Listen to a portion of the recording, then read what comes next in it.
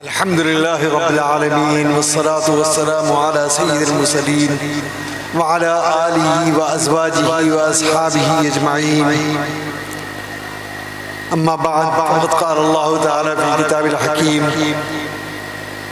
يا أيها الناس إني رسول الله إليكم جميعا. صدق الله العظيم.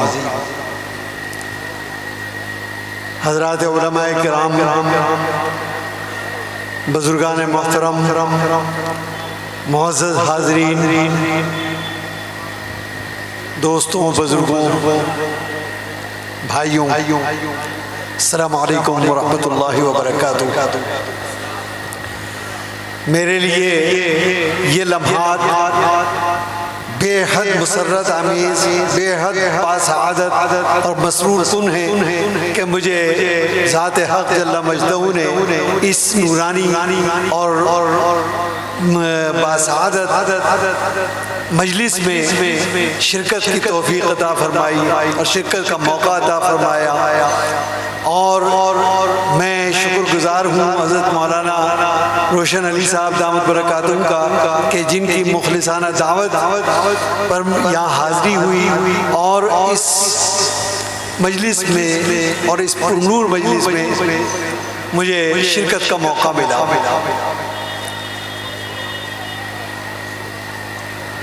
اس وقت دیر بھی کافی ہو گئی اور صبح سے مسلسل میں سفر میں بھی ہوں، لیکن حکم تھا میرے لیے کہ مجھے کچھ عرض کرنا ہے تو الامر فوق الادب، تو چند باتیں مجھے عرض کرنی ہیں اس آیت کی روشنی میں جو ابھی میں نے آپ کو سامنے پڑھی. نبی کریم علیہ السلام کو اللہ تعالیٰ نے پوری دنیا کے لیے اور قیامت تک کے لیے نبی بنا کر بھیجا گیا. حضرت آدم علیہ السلام سے لے کر حضرت عیسیٰ علیہ السلام تک جتنے انبیاء کرام اس دنیا کے اندر تشریف لائے وہ ایک خاص خطے میں اور خاص قوم کے لیے آئے اور انہوں نے آ کے اپنی قوم کو مخاطب کیا. کسی نے یا بنی اسرائیل کہہ کے مخاطب کیا، کسی نے اپنی قوم کو اپنے ناموں سے مخاطب کیا. تو ان کو معجزات عطا کیے گئے مختلف قسم کے. کسی کو ید بیضا عطا کیا گیا، کسی کو اژدہا کے عصا کے اژدہا بن جانے کا معجزہ عطا کیا گیا. لیکن کیونکہ وہ ایک محدود وقت کے لیے، ایک محدود علاقے کے لیے، ایک محدود قوم کے لیے وہ آئے تھے، اس لیے ان کو معجزات بھی ایسے عطا کیے گئے کہ جو وقتی تھے. نبی رخصت ہوئے تو معجزہ بھی رخصت ہوا. نبی کریم علیہ السلام کیونکہ قیامت تک کے لیے نبی بنا کر بھیجے گئے، اس لیے آپ کو معجزہ بھی وہ عطا کیا گیا کہ جو قیامت تک آنے والے آپ کی امت جو ہے وہ اس کا خود مشاہدہ کر سکے. تو آپ کو دو معجزات عطا کیے گئے. ایک معجزہ جسے کہتے ہیں کہ الجوامع الکلم، کہ بات مختصر ہو اور معنی اس کے اندر زبردست ہو اور ایک پورا بحر بے کرا ہو اس کے اندر. اور دوسرے کلام اللہ قرآن کریم کہ ایک ایسی کتاب کہ ایک اجنبی زبان کی کتاب بچوں کے ذہنوں کے اندر محفوظ کر دی گئی، بچوں کے دماغوں کے اندر نقش کر دی گئی. تو آپ کو وہ معجزہ بھی عطا کیا گیا کہ جو قیامت تک آنے والی امت سب دیکھنے والی ہے. آج جو ہم جس کا مظاہرہ دیکھ رہے ہیں، نہ صرف یہ بلکہ اس امت کو قرآن کریم سے جو شغف اور جو محبت، جو وابستگی، جو وارفتگی عطا کی ہے وہ بھی عجیب و غریب ہے. اس کی مثال آدم علیہ السلام سے لے کر آج تک اور آج سے لے کر قیامت تک آنے والی کسی بھی امت کے اندر یہ نہیں ملے گی کہ کسی قوم کو اپنے نبی سے اس قدر پیار ہو، اپنی کتاب سے اس قدر پیار ہو کہ اس کو مختلف انداز سے پڑھیں. حضرت عمر فاروق رضی اللہ عنہ کا واقعہ ہے کہ حدیث میں آیا ہے کہ نزل القرآن علی سبعۃ احراف، کہ قرآن کریم جو ہے 7 قراتوں کے اندر نازل کیا گیا، 7 طریقے سے پڑھا گیا. حضرت عمر فاروق رضی اللہ عنہ کا ایک قبیلے کے اندر جانا ہوا. آپ نے دیکھا کہ وہاں ایک قاری قرات کر رہے ہیں لیکن ان کے الفاظ مختلف ہیں. آپ غضبناک ہو گئے. آپ نے تلوار کھینچ لی کہ ابھی تو ہمارے درمیان نبی علیہ السلام موجود ہیں، ابھی سے اس نے تحریف شروع کر دی. اس کی گردن میں السلام کی خدمت پہ لے کر آئے اور آ کے عرض کیا کہ یا رسول اللہ یہ غلط قرآن کریم پڑھ رہا ہے. آپ نے فرمایا کہ اللہ کے بندے اس کا گلا تو چھوڑ دو. گلا چھوڑ دیا گیا, انہوں نے سانس لی. اب تو نبی کریم علیہ السلام نے فرمایا کہ تم کس طرح پڑھ رہے تھے. انہوں نے اپنی قرات میں پڑھا جو ان کی قرات تھی. تو آپ نے فرمایا کہ ہا کذا انزلت, قرآن کریم اسی طرح سے نازل ہوا ہے. اب اس کے بعد حضرت عمر فاروق رضی اللہ عنہ سے کہا کہ آپ پڑھیں. تو انہوں نے پڑھا, تو انہوں نے قریش قرات میں پڑھا. تو فرمایا کہ ہا کذا انزلت, اسی طرح سے نازل ہوا. تو فاروق اعظم کے دماغ میں اور دل میں ایک بات آئی کہ یہ کیسا کلام ہے کہ اس نے پڑھا تو آپ نے فرمایا کہ ایسے ہی نازل ہوا, اب میں نے پڑھا تو آپ نے فرمایا کہ ایسے ہی نازل ہوا. تو قلب عمر کے اندر ایک وسوسہ گزرا جو نبی کریم علیہ السلام جس کا ادراک ہوا اور الہام ہوا من جانب اللہ. آپ نے ان کے سینے پر ہاتھ رکھا اور بس اتنا کہا یا ابن الخطاب, اے خطاب کے بیٹے. حضرت عمر فاروق رضی اللہ عنہ کہتے ہیں کہ جس وقت آپ نے اللہ علیہ وسلم میرے سینے پر ہاتھ رکھا تو مجھے ایسا لگا کہ زمین سے لے کر عرش تک تمام عالم جو ہے وہ میرے سامنے منکشف ہو گئے. وہ کیا تھا؟ وہ دراصل قرآن کریم تھا.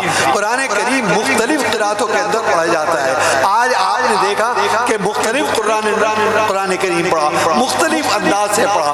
تو یہ اللہ تعالیٰ کا وہ معجزہ ہے کہ جس کو ہم سب اپنی آنکھوں سے دیکھ رہے ہیں. آج 1450 برس گزر گئے لیکن وہ معجزہ اسی طرح سے. فرمایا کہ اِنَّا نَحْنُ نَزَّلْنَا الذِّكْرَ وَإِنَّا لَهُ لَحَافِظُونَ. قرآن پہلے جو انبیاء آئے ان کو جو کتابیں دی گئی, ان کو جو صحیفے دیے گئے, ان کو جو عطا کیے گئے, اس کی حفاظت ان کے ذمہ تھی کہ تم اس کی حفاظت کرو. لیکن قرآن کریم کے بارے میں فرمایا کہ اِنَّا نَحْنُ نَزَّلْنَا الذِّكْرَ وَإِنَّا لَهُ لَحَافِظُونَ. ہم نے ہی اسے نازل کیا ہے اور ہم ہی اس کی حفاظت کریں گے. حفاظت کیسے کریں گے کہ چھوٹے چھوٹے بچوں کے دل و دماغ پر اس کو نقش کر دیا. ظاہر ہے کہ یہ ہے وہ حفاظت. اور نہ صرف یہ کہ الفاظ کی حفاظت ہے بلکہ معنی کی حفاظت ہے, مرادات ربانی کی حفاظت ہے. آپ نے فرمایا کہ جب قرآن کریم نازل ہوتا تھا تو آپ اس کو دہرایا کرتے تھے جلدی جلدی کہ کہیں ایسا نہ ہو کہ میرے ذہن سے محو ہو جائے, کوئی لفظ رہ جائے. تو آپ نے فرمایا کہ لا تحرک به لسانک لتعجل به, اپنے زبان کو حرکت مت دو, ہم نے ہی اسے نازل کیا, ہم ہی تمہارے اس میں دل کے اندر اسے جما دیں گے. تو گویا یہ حفاظ, یہ قرہ, یہ نبی کریم علیہ السلام کے وہ ورثہ ہیں کہ جو قیامت تک رہنے والی. تو نبی کریم علیہ السلام کی شانیں بہت ساری ہیں. ایک علمی شان ہے, ایک آپ کے اقوال, آپ کے اعمال, آپ کے افعال, آپ کے حرکات, آپ کی سکنات جو حدیث کہہ رہا ہے اس کو سنبھالنے کے لیے ایک محدثین کا طبقہ کھڑا ہو گیا. قرآن کریم کے ایک لہجے کو سنبھالنے کے لیے قراء کا ایک طبقہ کھڑا ہو گیا. قرآن کریم کی حفاظت کے لیے حفاظ کا ایک پورا طبقہ کھڑا ہو گیا. تو گویا نبی کریم علیہ السلام کی شان ایک طرف تو یہ کہ انما انا بشر مثلکم, کہ میں تمہارے ہی جیسا بشر ہوں, تمہارے ہی جیسا آدمی ہوں, ولکن یوحی الی, اور لیکن ان کے اوپر وحی نازل ہوتی ہے. یہ منصب رسالت تھا. تو بحیثیت وہ انسان کے وہ ہم ہی جیسے بشر تھے, لیکن منصب رسالت کی وجہ سے وہ وجہ کائنات تھے کہ جن پر قرآن کریم نازل ہوا. اور اس قرآن کریم کی حفاظت امت کے سپرد کی گئی, امت کے سینوں کے اندر محفوظ کی گئی. سن 6 صدی 12ویں صدی عیسوی میں جب تاتاریوں کا ایک سیلاب آیا اور پوری امت مسلمہ ایک عذاب کے اندر مبتلا ہو گئی, تو انہوں نے سب سے پہلا کام یہ کیا کہ جو بڑے بڑے کتب خانے تھے ان میں آگ لگا دی. ہزاروں اور لاکھوں قرآن کریم انہوں نے جلا دیے, اور انہوں نے اپنی دانش سے یہ سمجھ لیا کہ آج ہم نے اسلام کو صفحہ ہستی سے مٹا دیا ہے, کیونکہ ان کے پاس وہ ایک جاہل قوم تھی, وہ ان کے پاس کوئی ایجنڈا نہیں تھا. انہوں نے اپنی دانش سے یہ باور کر لیا کہ آج قرآن کریم کو ختم کر کے ہم نے صفحہ ہستی سے اور روئے زمین سے اسلام کو مٹا دیا. اور انہوں نے اس کا اعلان کیا کہ آج کے بعد اسلام سمجھو کہ روئے زمین سے ختم ہو گیا. تو ہمارے علماء نے ایک بچے کو بلایا جو 6 سال کا تھا, اور اسے کہا کہ بیٹا پڑھو بسم اللہ الرحمن الرحیم، اور اس نے پڑھنا شروع کیا اور ایسا پڑھنا شروع کیا۔ قرآن کریم کا یہ بھی معجزہ ہے کہ آپ ہندوستان کے اندر پڑھیں، آپ اس بستی کے اندر پڑھیں، آپ سعودی عرب کے اندر سنیں، آپ امریکہ کے اندر سنیں، آپ آسٹریلیا کے اندر سنیں، لیکن مجال ہے کہ ایک حرف کا، ایک لفظ کا، ایک شوجے کا بھی فرق آ جائے تو یہ ہے وہ معجزہ۔ آپ کی یہ وابستگی، آپ کی یہ وارفتگی، آپ کی یہ محبت کہ آپ نے اپنے آرام کو چھوڑا، اپنے سکون کو چھوڑا، اپنے گھر کو چھوڑا اور ایک وارفتگی کے ساتھ قرآن کریم سننے کے لیے آئے، یہ انشاءاللہ باعث اجر بھی ہے اور باعث سعادت بھی ہے اور انشاءاللہ وسیلہ نجات بھی ہے۔ اور اس میں میں سمجھتا ہوں کہ میں اپنی شرکت کو باعث نجات بھی سمجھتا ہوں اور باعث سعادت بھی سمجھتا ہوں۔ اللہ تعالیٰ آپ حضرات کی اس محنت کو، اس بیٹھنے کو، اس سننے کو قبول فرمائے اور ہم سب کے لیے اس کو وسیلہ نجات بنائے۔ وآخر دعوانا ان الحمدللہ رب العالمین۔ মাশাআল্লাহ মাশাআল্লাহ। আমরা সবাই